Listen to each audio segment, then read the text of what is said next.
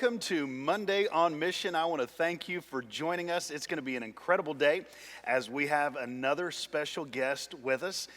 Today on Monday on Mission, our mission for this segment that we do every Monday is always this. It's to carry out the mission of our church, which is loving Jesus, loving people, and one of the ways we do that is to serve our community.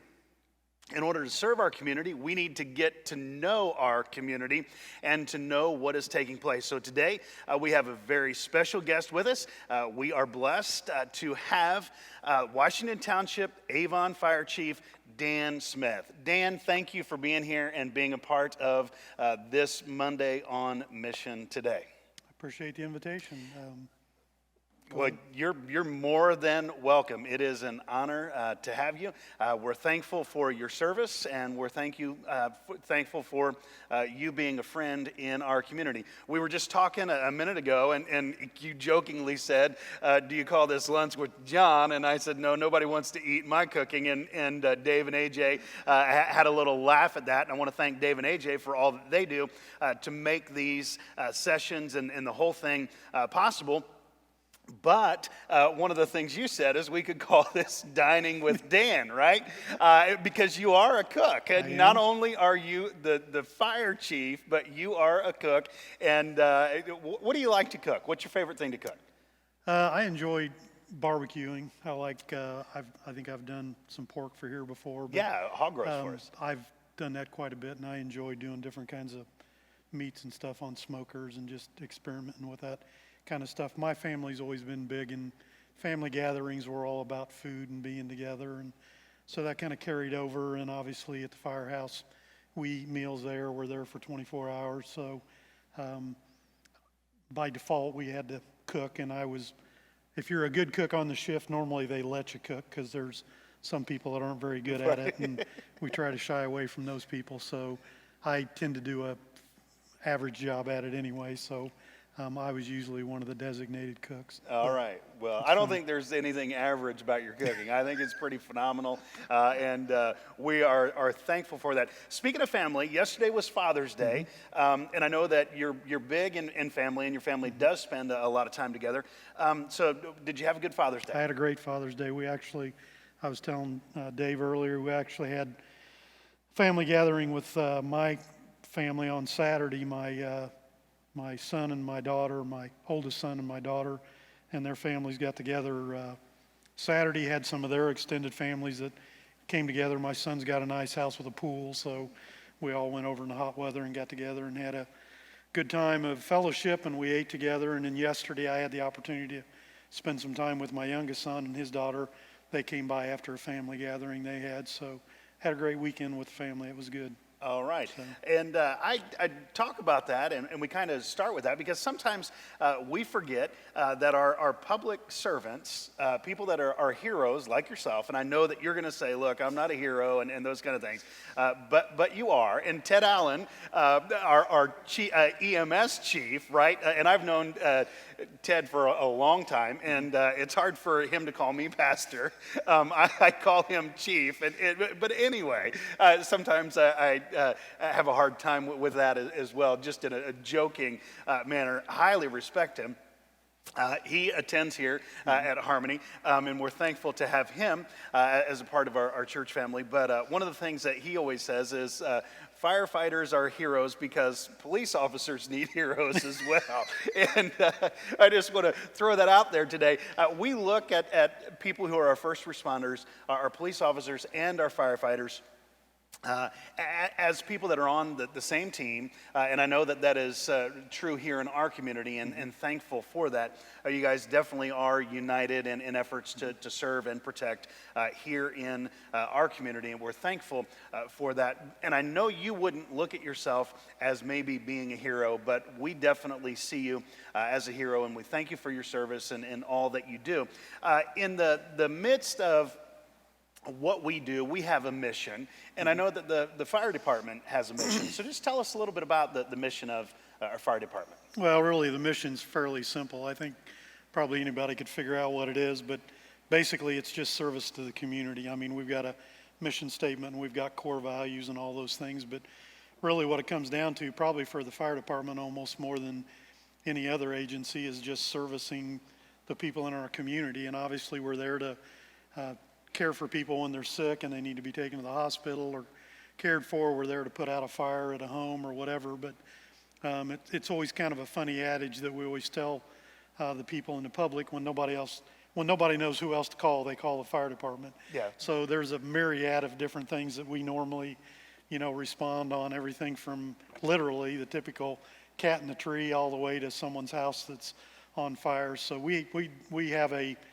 we're what they term as an all hazards fire department, which means that we respond on pretty much any kind of run that someone would call in. Now, within the county, we have what's called a county rescue task force concept. So what happens is, if we get a specialized rescue like a water rescue or a hazmat run or a trench rescue, we pull people that are trained specifically for that kind of work from all the departments in the county, and we come together and handle those kinds of runs rather than depleting all the resources from one.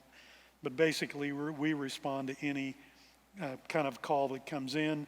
We do hazardous materials responses. We're kind of the hazardous materials response agency for the county, so we do a lot of that. We partner with Wayne Township Fire Department. They help us with our hazardous materials runs that we do make, but we do public education. We obviously are very involved having CPR classes. Our public educator, Karen Utley, spends a lot of time coming out even to places like your daycare to do different types of programming, depending on the age range of the audiences. But we do everything from preschool presentations all the way to going to extended care facilities and working with fall prevention and all those kinds of things. We do code enforcement, fire investigation, pretty much everything that's typically related to a fire department. So. And you say typically related to, and you just mentioned a bunch of things that the average person sitting at home doesn't even think about from that standpoint as to like what takes place and the things that you deal with day in and day out, because we just assume, okay, the joke of the cat in the tree, okay, you go out and you do that, but then the fire, obviously we know you do that.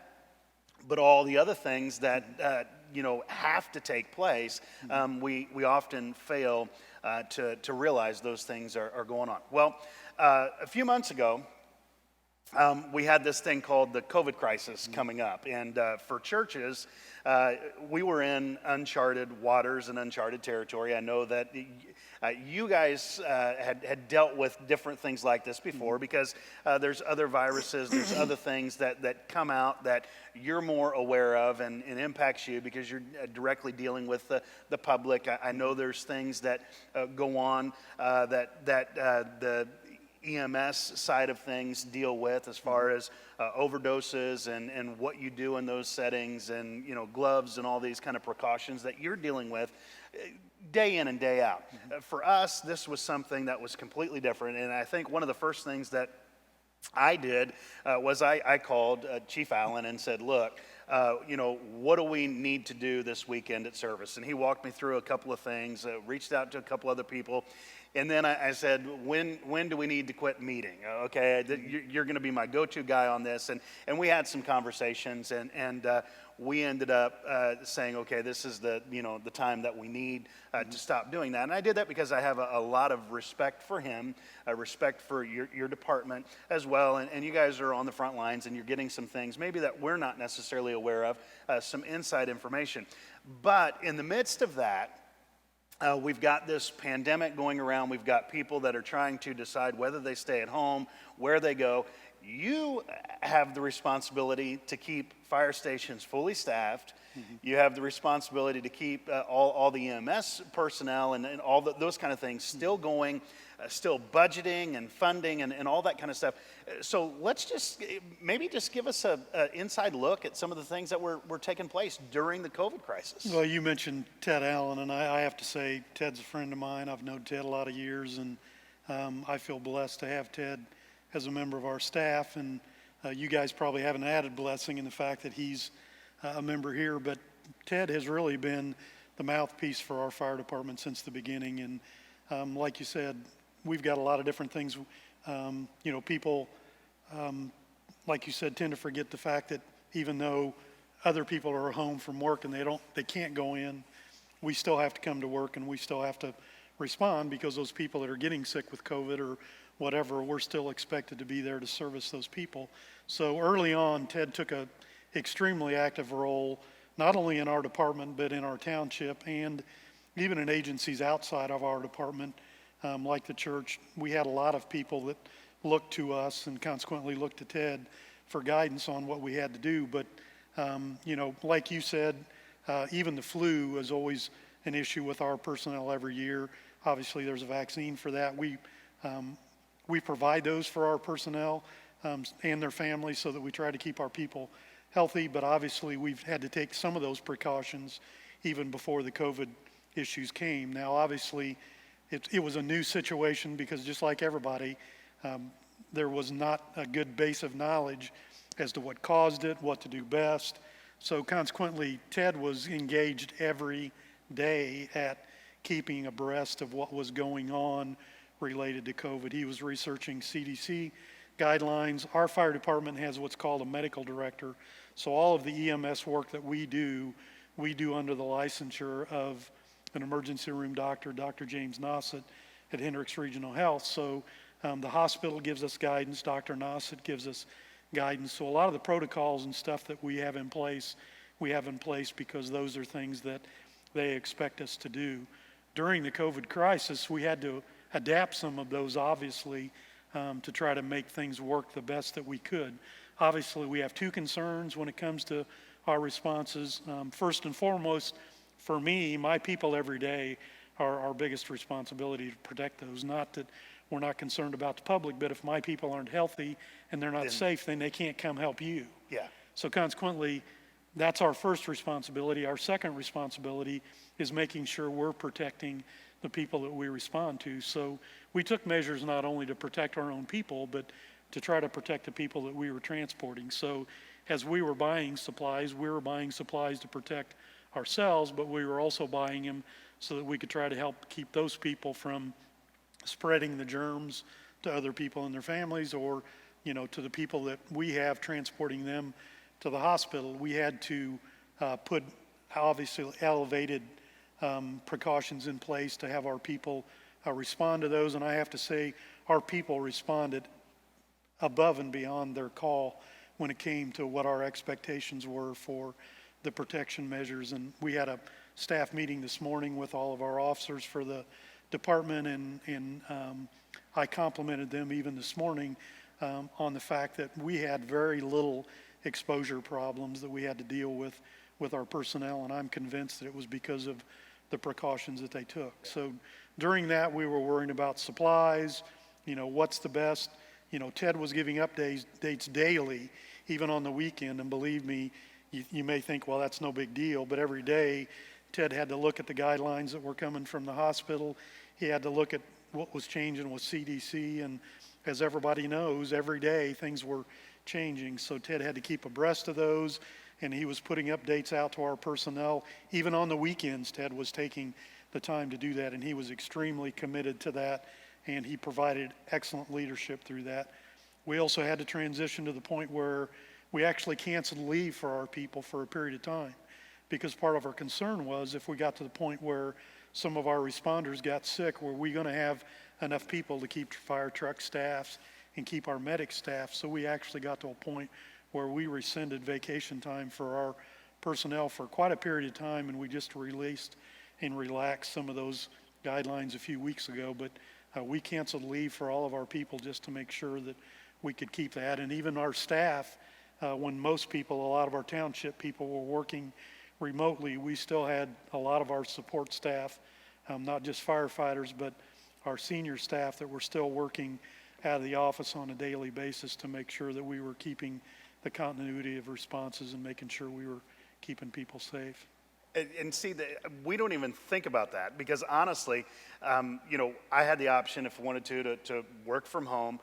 We came in, we did our things like this on a regular basis, nobody around us. And we know you're out there, but we forget how much you sacrifice. So while we're at home and some people have lost their job or some people are free to work from home, and it's just a little bit different. You're out there, and your men and women are out there giving up vacation time, doing things that are out of the norm. Ted is there on a daily basis. And I think when you filter through the information and look for it and say, what do I need to do now when you're leading an organization, you don't realize how intense that is until you have to do it. Yeah. And a guy like me can read through it, and I can say, okay, I'm calling Chief Allen to find out what it means and what the best practice is. Or my wife works in a doctor's office, so I call there and say, look, what do we need to do? What do you recommend? Or we're with a church network that we have other people connected to. We can reach out.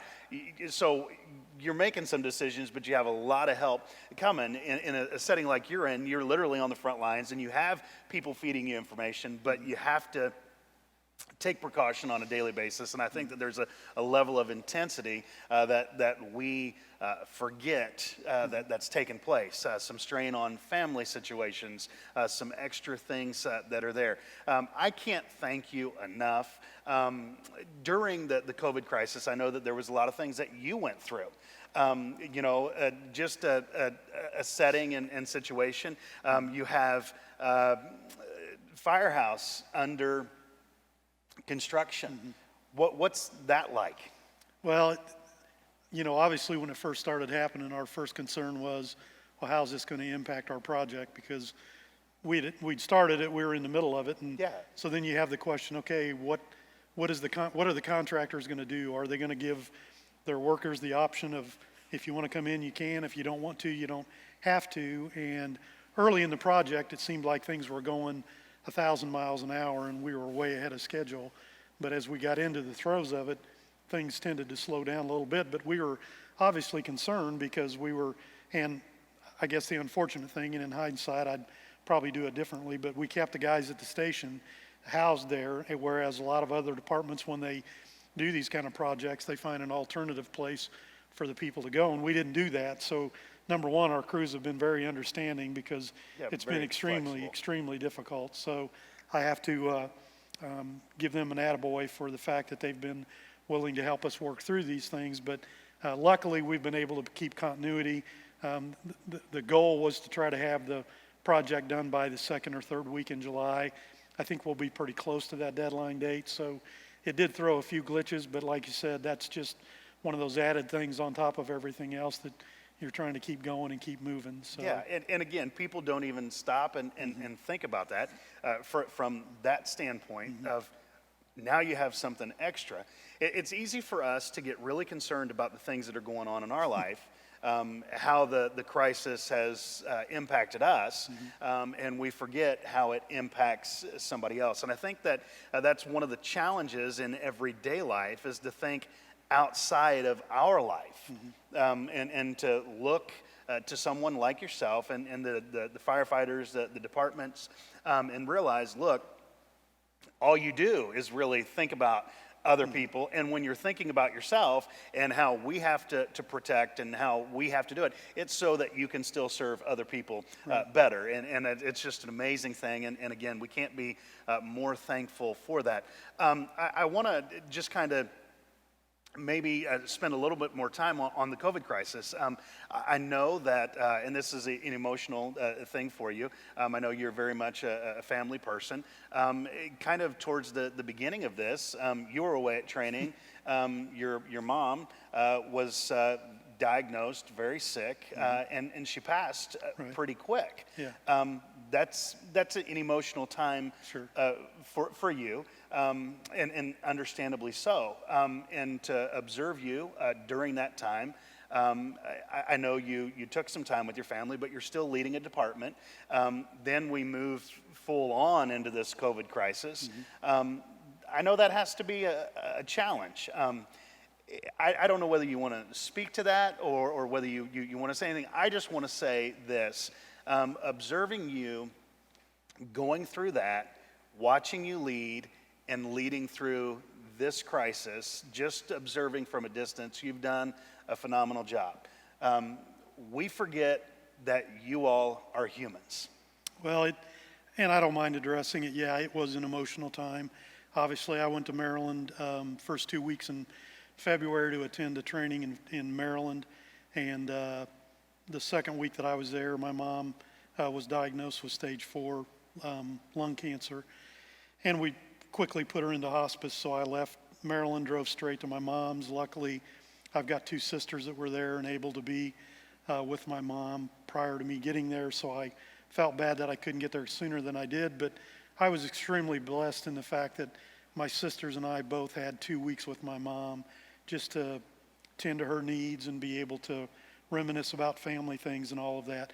But through all of this, really the biggest thing for me is none of what happened in that time could have happened if I didn't have the staff that I have. Not just Ted, but all of the other people that I've got in my office. I truthfully can tell you that I can leave and go anywhere, and I feel comfortable that our department, I'm one more person there. I'm not making that place go by any means.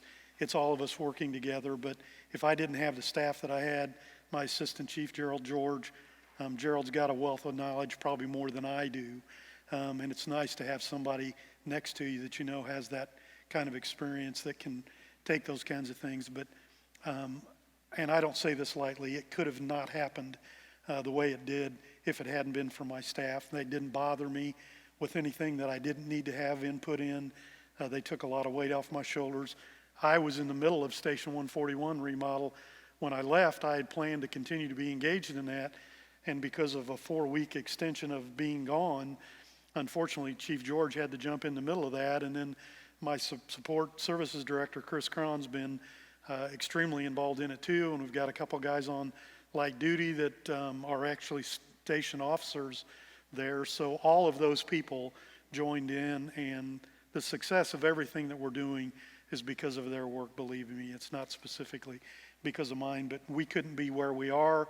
We couldn't do the things that we do if we didn't have all of the people that we have in the positions that we do, and they do an amazing job every day. Well, I know they do an amazing job, and part of the reason they do an amazing job is because you've surrounded yourself with great people, and you've done an amazing job at that. And I wanted people to see the human side, Sure. Because we often see a group of guys that are on a fire truck somewhere. Maybe we see them out at lunch having a conversation, and we don't see the hurt that they might be dealing with, the loss that they're dealing with. We don't see what's going on in their home. And we just think, man, I call them and they show up, and we forget that in a crisis, that's a pandemic, you still have your own crisis that you have to deal with and things that you're facing on a daily basis. And again, thank you for that. When we think about the COVID crisis, we moved right out of the COVID crisis into another crisis on the national scene that's dealing with race issues. And for me, I speak to this. I don't think it's just a race issue. It's not a skin color problem. I think it's a problem of the heart, right? Yeah. Because I think that's where all of our things move back to, and that's the answer to life's problems. And I say that from a biblical standpoint. But when we see those problems arise, we also forget that when peaceful protests are taking place, or when they move from a peaceful protest to a riot, and there's fires and there's people that are injured out there, you still have to respond. Yeah. So speak to that just a little bit as to, what kind of position you're in those settings, or your men are in. Yeah, I think first and foremost, one of the things that I think is a real advantage for us is that the fire service, they call it a brotherhood, and a lot of it's because of the fact that we live together for 24 hours. You're on shift, so you're eating together. You're basically, your shift guys become your second family. And when I was doing shift work, even on our days off, we did a lot of stuff together. So I think within our department, I think we overcome a lot of those things because we have that relationship built with each other. Yeah. So I think the respect's already there, and all of those kinds of things that maybe aren't as prevalent out in the public. Again, I think Just recently we had a peaceful demonstration here in Avon, and there was some concern for the safety of the people that were there. We took a little different stance than the police department did, in the fact that we were close enough geographically to the town hall that we knew if something were to happen there that was serious, that we could respond quickly because we're only about 2 blocks away. Part of our concern was, number one, our standard operating procedures for our people is we never put them into what we call the hot zone. So, policemen have guns, and I don't want to be a policeman, just as most policemen don't want to be firemen. Yeah. So, kind of our standard operating procedure is if we go on a medical run that's a domestic problem or something like that that's not stabilized, we normally don't put our people in the middle of that situation until the police have the opportunity to do their job and to stabilize that, because that's really what their job is. And a lot of times when you have those kinds of situations, the more people that you put into those situations, the more elevated they become. And we find out that even on domestics, if we're trying to go in and treat a patient and the family's still fighting and they get frustrated because there's more people, we just try to let the police do their job, get those things handled, and then we come in and take care of the medical issues that are associated with those. So when we had the peaceful demonstration initially, we considered stationing people there at the town hall. But one of the things that we know from historical situations that we've seen is first responders become targets of some of those people sometimes, and we don't have the proper protection for our people in some of those kinds of situations. So again, we referred to the fact that our first primary goal is the safety of our people, but we put things in place. We took some fire apparatus out of service. They were specifically designated to that event so that they were staged and ready in the event that something happened, that they could go and be a part of that. We don't condone any of the things that have happened to the people that have caused a lot of this. We don't like the injustice any more than anyone else does. And we want to be there again to try to help do as much as we can to try to ease the tensions and to be there to service the people that we need to service, and doing it from an understanding point of view and a compassionate point of view.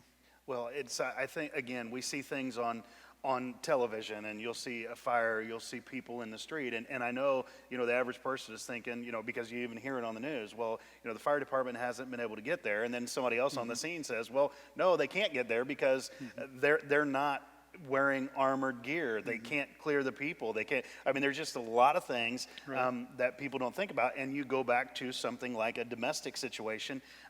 While somebody's there needing your help, sometimes you can't get there to take care of it because of the instability in that situation. Right. Again, putting yourself in harm's way and trying to serve the people that you can, and doing the best job that you can in that. And again, just wanted to give a different perspective, because Sure. a lot of times people certainly don't even stop and think about what's taking place with that. Let me ask you this. Because our reason for some of these segments is just to put a human story with some of these positions in our community and people. I know that you serve our community. You're highly involved in our community. You've served with the Heritage Festival. You serve on numerous different boards and help.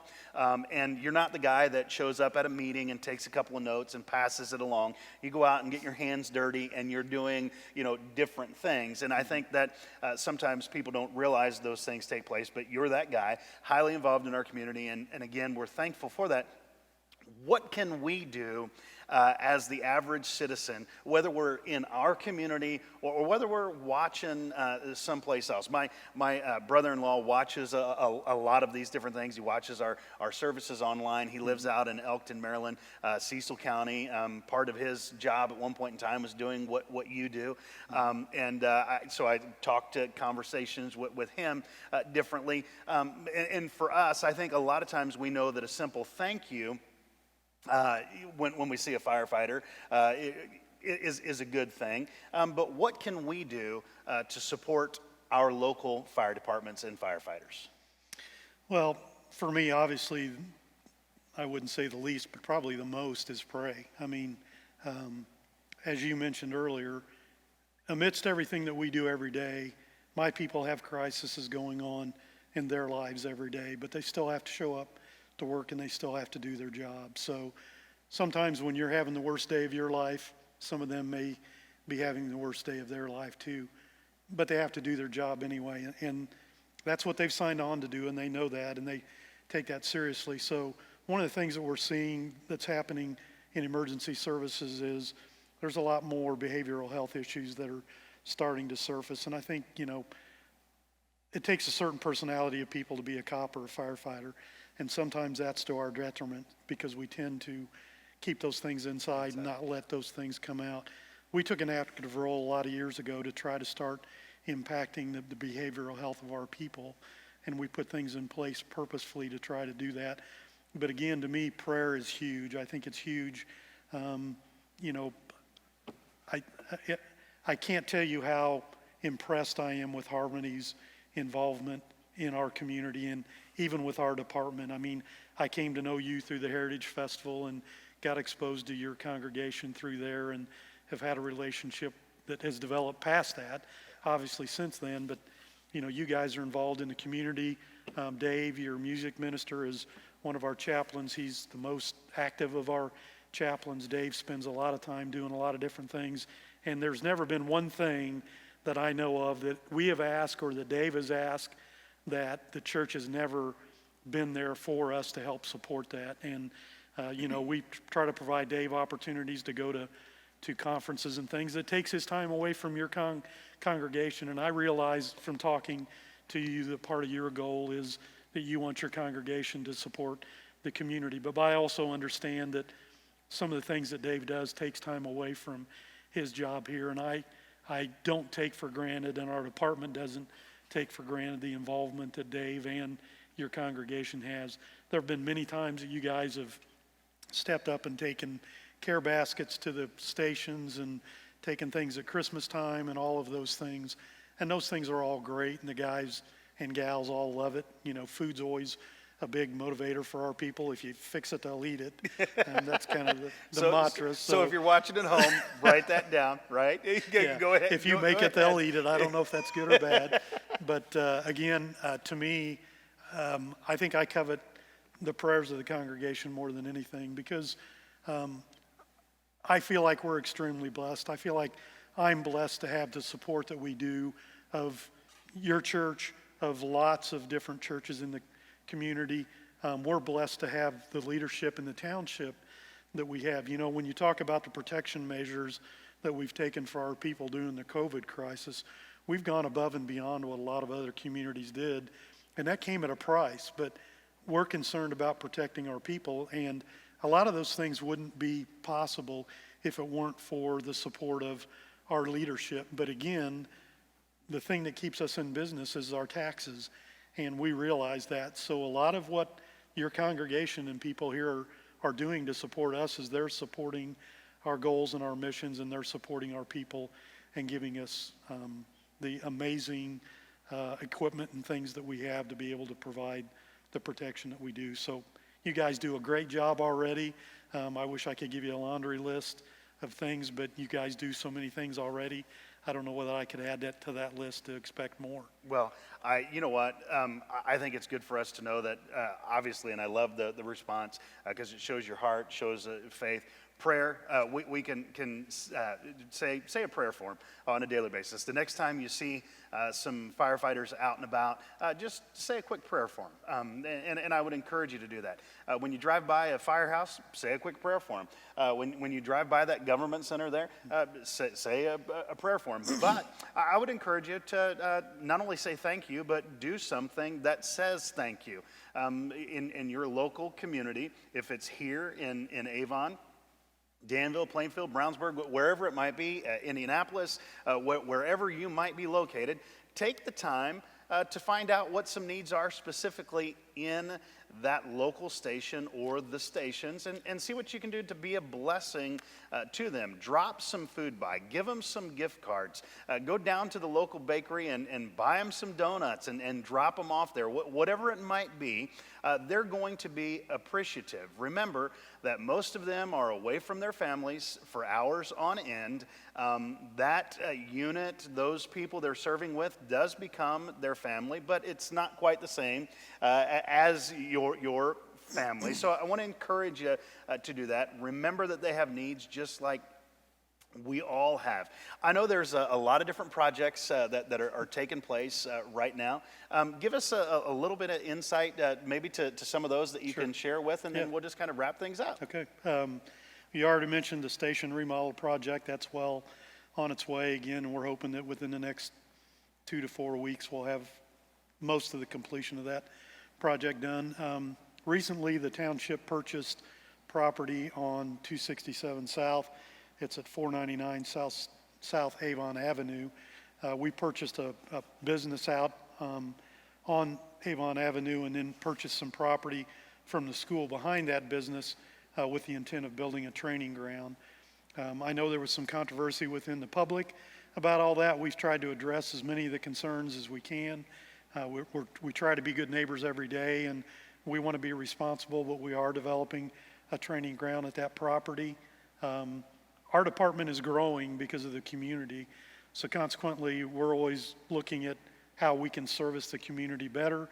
With that in mind, we've purchased some property on 900 East between 100 and 200 North for the future expansion of the fire department to build a 4th fire station. We're not real sure how soon that's going to happen, but if you look historically at how the department's kind of grown, about every 15 to 20 years, we've built a new fire station, and we built Station 143, our newest station, I think it was in 2003, so we're getting pretty close to that 15, 18-year mark, and we don't just do it by history, we also look at response times and everything else, and the way we pick that is because that's the biggest populace that we have and the place that we're spending the most time getting to, so we're working on that. We're in the middle of a hiring process to obviously staff some of those positions as we grow. So there's a lot going on. It seems like every time I think it's going to slow down a little bit, something else pops up and it keeps moving. So I guess that's good. I guess it means that we're servicing the community the way we should and that things are continuing to happen. But again, I can't stress enough that we couldn't do this without the support of our taxpayers and our community that back us so well. Well, we are blessed to live in an incredible community, and thank you for allowing us to serve you and to be a part. I grew up here in the Avon community. I can remember when I moved here, I lived on Hurst Drive, and Hurst Drive is just right there next to the original department, I guess, is what we'll call it. And I can remember being in that department when I was 4 or 5 years old with some guys that you would know that have been around a long time. Some have retired now, and they're doing life in retirement. Some have kids that are a part of your staff, and they're phenomenal people as well. The community has grown. Our firefighter force has grown. The department is doing an excellent job, and we are thankful. And thank you for letting us be a part of it. Thank you for being here today. And we're going to go ahead and close this segment in prayer. And I just want to ask you to pray for all of our first responders. As we're praying here, you can pray where you are. And if you have a prayer request as you're heading into this week, getting ready to face the things that are out in front of you, let us know what those requests are, and we would love the opportunity to be able to pray with you and for you. Let's pray.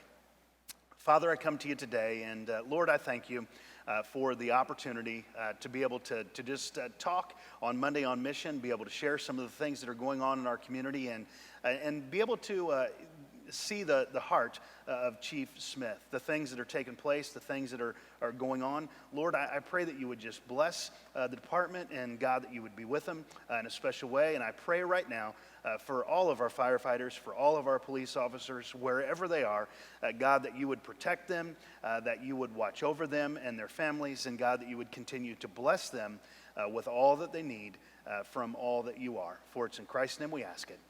Amen. Thank you for joining us Monday on Mission. Have an incredible week.